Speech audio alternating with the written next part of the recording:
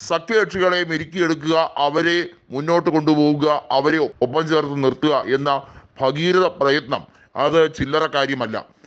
ഐക്യ ജനതാദളും അതോടൊപ്പം തന്നെ TDPയും എടുക്കുന്ന ഡിമാൻഡ് വളരെ വലുതാണ്. TDPക്ക് ഏറ്റവും കുറഞ്ഞത് 5 ക്യാബിനറ്റ് റാങ്ക് എങ്കിലും വേണം. അതും പ്രധാനപ്പെട്ട ക്യാബിനറ്റ് റാങ്കുകൾ അതിൽ ധനകാര്യം ഉൾപ്പെടെ വരുന്നു എന്നുള്ളതാണ്. BJPക്ക് ചിന്തിക്കാൻ പോലും കഴിയുന്നില്ല എന്നുള്ള രീതിയിലേക്കാണ് ഇവരുടെ അവകാശവാദങ്ങൾ വരുന്നത്.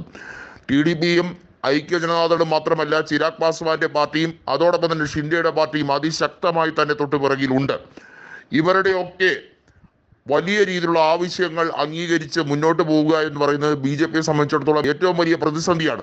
TDP 16 MP ഏറ്റവും വലിയ വിലപേശൽ നടത്തുന്ന ഒരു സാഹചര്യത്തിൽ BJPക്ക് വലിയ തരത്തിലുള്ള വിട്ടുവീഴ്ചകൾ ചെയ്താൽ മാത്രമേ മന്ത്രിസഭ രൂപീകരിക്കാൻ കഴിയൂ എന്നുള്ളതാണ്. എന്നാൽ മാത്രമേ പിന്തുണയുടെ കത്ത് രാഷ്ട്രപതിക്ക് സമർപ്പിക്കാൻ അവർ ഒരുക്കമാവുകയുള്ളൂ. TDP നേതാവായ ചന്ദ്രബാബു നായിഡുവും അതോടൊപ്പം തന്നെ JDU നേതാവായിട്ടുള്ള നിതീഷ് കുമാറും ഡൽഹിയിലേക്ക് എത്തി രാഷ്ട്രീയ കാര്യങ്ങൾ ചർച്ച ചെയ്യും എന്നുള്ളത് വീണ്ടും ഉറപ്പായി കഴിഞ്ഞിരിക്കുന്നു. ഇവർ രണ്ടുപേരും നേരത്തെ തന്നെ ഫോണിൽ ബന്ധപ്പെട്ടു എന്ന രീതിയിലേക്കാണ് കാര്യങ്ങൾ വരുന്നത്. ഇരുവരും കൂടി ചേർന്ന് BJP പ്രതിസന്ധിയിലേക്ക് ആഴ്ത്തിവിടുന്ന രീതിയിലേക്ക് കാര്യങ്ങൾ കൊണ്ടുപോകുമോ? വീണ്ടും ആ കാര്യങ്ങൾ പ്രചോദനമേകുകയാണ്. അതായത് ഡൽഹിയിൽ വീണ്ടും നരേന്ദ്രമോദി ഒരു സർക്കാർ ഉണ്ടാക്കാൻ കഴിയില്ല എന്ന കെജ്രിവാളിന്റെ പഴയ വാക്കുകൾ അത് BJP നേതൃത്വത്തെ എത്രത്തോളം വലയ്ക്കുന്നു എന്നുള്ളതാണ് സത്യം. നരേന്ദ്രമോദിക്ക് അറിയാം കൃത്യമായി 3ാം തവണ പ്രധാനമന്ത്രിയാകുമ്പോൾ കഴിഞ്ഞ തവണ ആയതുപോലുള്ള ഒരു അധികാരം അദ്ദേഹത്തിന്റെ കയ്യിൽ ഉണ്ടാകില്ല. അത് മാത്രമല്ല, ഉടുന്തരെ ഒറ്റയ്ക്ക് തീരുമാനമെടുക്കാൻ കഴിയില്ല. പൗരത്വ നിയമ ഭേദഗതിയുമായി ബന്ധപ്പെട്ട കാര്യത്തിലൊക്കെ എടുത്ത തീരുമാനം പോലെ എടുത്തു ചാടി ഒരു തീരുമാനം ആരുമായി ആലോചിക്കാതെ BJP നേതൃത്വത്തോട് മാത്രം ആലോചിച്ചെടുക്കാൻ കഴിയില്ല.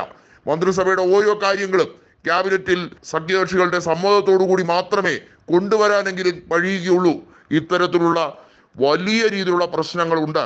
ലോക്സഭയിൽ BJPയുടെ കേവല ഭൂരിപക്ഷം നഷ്ടപ്പെട്ടു എന്നുള്ളത് ചെറിയ കാര്യമായി കണക്കാക്കാൻ പോലും കഴിയുന്നില്ല.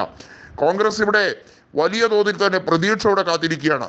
സഖ്യകക്ഷികൾക്ക് എപ്പോൾ വേണമെങ്കിൽ തങ്ങളോട് കാര്യങ്ങൾ സംസാരിക്കാം, അവർക്ക് താല്പര്യമുണ്ടെങ്കിൽ സർക്കാർ രൂപീകരിക്കാൻ കൂടെ നിൽക്കാം എന്ന കോൺഗ്രസിന്റെ വാക്ക് അതാണ് TDPക്കും അതോടൊപ്പം തന്നെ ഐക്യ ജനതാദളിനും കരുത്തേകുന്ന ഒരു കാര്യം എന്ന് പറയുന്നത്.